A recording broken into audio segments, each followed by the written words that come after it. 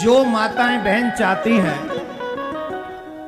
कि हमारे पति की दीर्घायु हो, उन्हें कुछ श्रृंगारों का त्याग कभी नहीं करना चाहिए।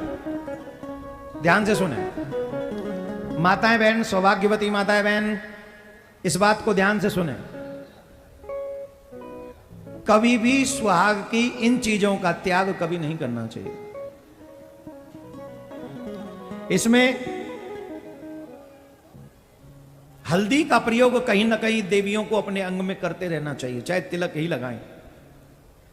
रोली का भी प्रयोग नित्य करना चाहिए। सिंदूर जितना ज्यादा हो सके उतना ज्यादा सिंदूर अपनी मांग में भरना चाहिए। काजल नित्य अपनी आंखों में लगाना चाहिए।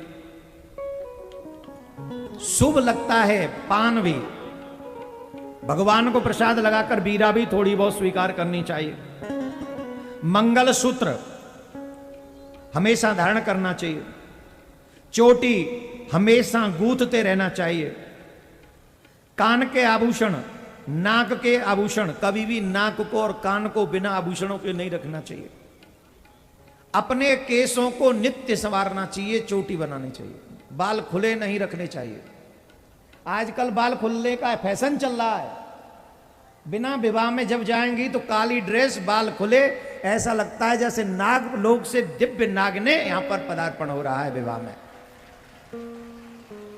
कभी भी मांगलिक उत्सवों में ब्लैक ड्रेस नहीं पहननी चाहिए, चाहे स्त्री हो या पुरुष।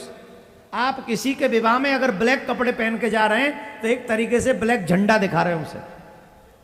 कभी भी नहीं, नो ब्लैक ड्रेस। और ऑलमोस्ट देखो भाई भी कोट ब्लैक ही पहन के जाते हैं शादियों में, ब्लैक ब्लू दोनों ही वर्जित। दूसरे, बाल खुले कभी भी करके किसी के उत्सव में, पूजा में, मंदिर में नहीं जाना चाहिए। चोटी गूंथ के रखनी चाहिए, केसों को संवारना चाहिए। इन सब आभूषणों को बड़े ध्यान से सौभाग्यवती माता बहनें जो धारण करती हैं, इनका जो ध्यान रखती हैं, उनके सुहाग की आयु दीर्घ होती है। 4-5 दिनों को छोड़कर अपने श्रृंगार पर पूरा विशेष ध्यान देना चाहिए। राधे राधे बोलना पड़ेगा।